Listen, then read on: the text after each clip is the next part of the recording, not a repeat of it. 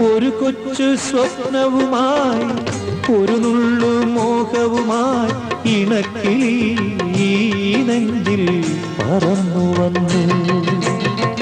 പൂക്കാലം വരവായി മോഹങ്ങൾ വിരിയാറായി അവൾ അതിനായി ആ കൂട്ടിൽ തപസ്സിരുന്നു. എരിഞ്ഞുപോയി രാപ്പാടി പെണ്ണിൻ കനവുകളും ആ കാട്ടുതീയിൽ ഇല കൊഴിയും ശിശിരത്തിൽ ചെറുകിളികൾ വരവായി മനമുരുകും വേദനയിൽ ആൺകിളിയാ കഥ പാടി.